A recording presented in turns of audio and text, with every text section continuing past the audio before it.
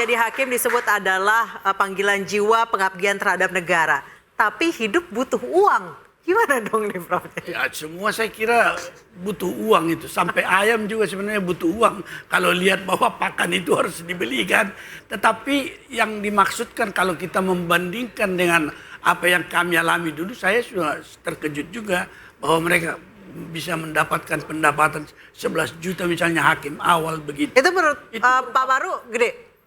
Kecil sekali, gitu. Bahkan hampir hampir tidak bisa dihitung kita itu sebagai manusia yang normal sebenarnya kan.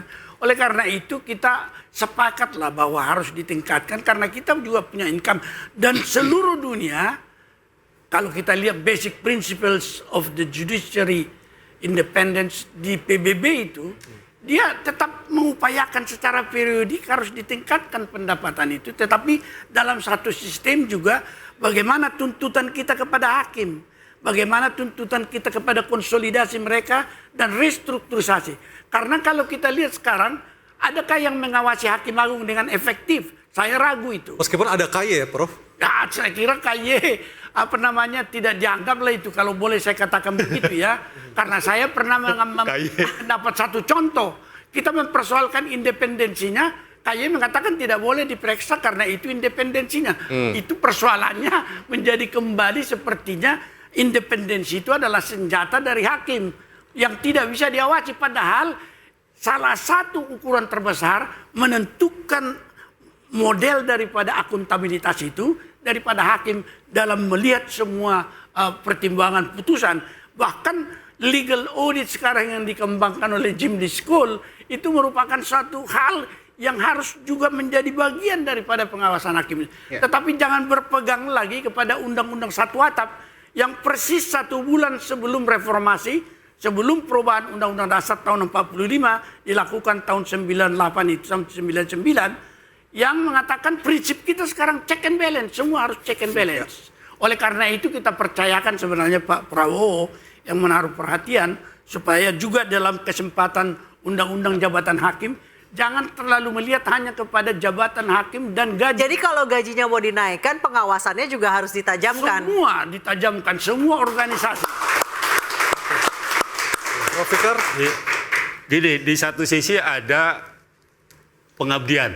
Nah, jadi pekerjaan hakim itu bagian dari pengabdian pada masyarakat dan pada negara. Tapi di sisi lain juga ada persoalan profesionalisme. Nah, di situ saya kira ada keseimbangan dua ini tadi. Di satu sisi dia mengabdi, tapi di sisi yang lain profesionalisme itu juga harus dihargai. Nah, saya kira ini yang kemudian timbul, loh gajinya kurang segini gitu. Di satu sisi saya harus mengabdi.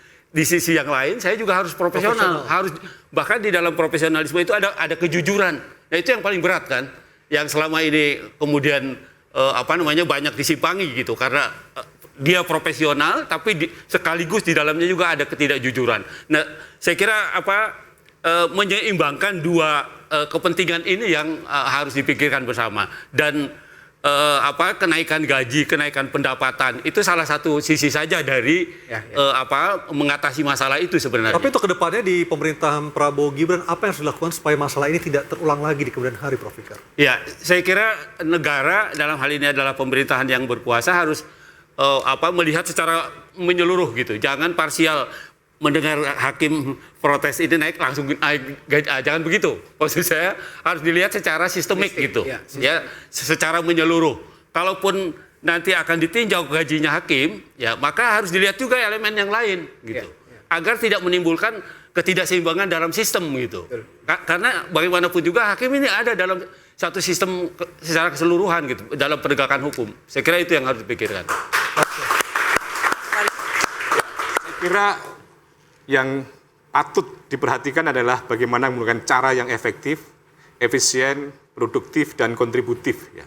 Dalam konteks memperjuangkan satu tuntutan.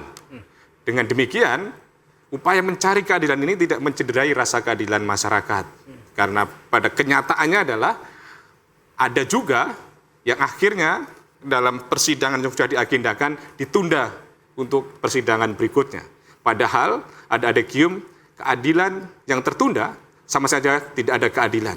Artinya apa? Bahwa keadilan tidak boleh ditunda oleh siapapun. Oke. Oleh karena itu harapannya adalah para pemberi keadilan, wakil Tuhan di dunia tadi, betul-betul komitmen dan konsisten untuk menegakkan keadilan bagi para pencari keadilan dan menempatkan putusan sebagai satu mahkota yang indah dan sedap dipandang mata bagi para pencari keadilan. Ya. Oke.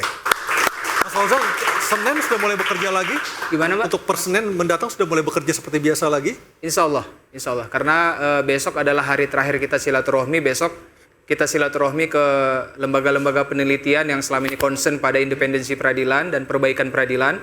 Ada sekitar 6 atau 5 NGO yang kita akan silaturahmi, dan juga tokoh agama besok ada satu lagi yang akan kita kunjungi untuk silaturahmi. Tujuannya adalah untuk memastikan bahwa keseriusan kita terhadap perbaikan peradilan ke depan ini menjadi gerakan bersama. Karena kami yakin, Mas, jika gerakan perbaikan perubahan itu hanya berangkat dari kami internal sendiri, tanpa dukungan publik yang luas, ini akan menjadi PR yang sangat berat. Butuh kolaborasi, sinergitas seluruh anak bangsa agar ini menjadi isu bersama. Karena kita tahu bahwa Indonesia ini adalah negara hukum, sehingga hukum harus menjadi prioritas. Jika hakimnya bermartabat, hukumnya pasti terjaga, masyarakat pasti berdaya. Jadi itu yang jadi titik poin kita. Artinya sambil menunggu nanti dikabulkan realisasinya, tetap bekerja seperti biasa dan tidak ada lagi cuti bersama seperti itu ya? Tentu. Oke. Anda kasih waktu berapa lama? Gimana? Kasih waktu berapa lama? Kalau misalnya tidak kunjung ada perbaikan gitu. Aspirasi sudah kami sampaikan, penelitian singkat yang kami lakukan sudah kami berikan, nilai nominal yang layak, kami tidak meminta kaya raya, kami hanya agar rekan-rekan saya, hakim-hakim di seluruh daerah ini tenang dalam bekerja, sudah kami usulkan. Tentu kami posisinya adalah hanya penyampai aspirasi. Tapi kami percaya dan optimis setelah bersilaturahmi dalam seminggu ini ke seluruh berbagai multi stakeholder yang sudah kami temuin, sepertinya semuanya optimis. Jika ini kita perbaiki bersama, peradilan ke depan akan lebih bersih, hakim akan lebih berintegritas. Baik, terakhir Pak Maruf, pesan untuk hakim-hakim muda yang saat ini tengah memperjuangkan taraf hidupnya, kesejahteraan hidupnya. Diulang. Pesan untuk pesan. para hakim muda. Ya, kalau saya karena berdasarkan pengalaman dahulu bahwa saya mencintai pekerjaan itu, saya sebenarnya di samping tidak terlalu mempersoalkan itu gaji, tetapi saya bangga kalau saya bisa menghasilkan putusan yang mendatangkan keadilan, meskipun pulang ke rumah kadang-kadang tidak ada obat untuk mengobati kita karena kita berada di satu daerah terpencil. Dan oleh karena itu idealisme yang tinggi tentu saja menjadi satu kata kunci di sini. Tetapi kalau di dalam kondisi masyarakat sekarang idealisme seperti itu akan ditertawakan. Oleh karena itu mari kita berharap juga sama dengan generasi muda, kita memikirkan kesejahteraan, tetapi dia dalam satu sistem yang holistik seluruhnya, dengan juga bagaimana menata bukan hanya dari hulu itu pendapatan, tapi mencegah judicial corruption dengan bagaimana mengawasi putusan hakim dengan apa yang disebut akuntabilitas. Baik, terima kasih Pak Maurara, terima kasih Mas Fauzan, Prof. Fikar, dan Prof. Pardi Ahmad. Terima kasih. Kita akan lihat nih saya realisasi seperti apa. Dan pemirsa, terima kasih Anda sudah bersama kami di Intrufi. Sampai jumpa dan selamat malam.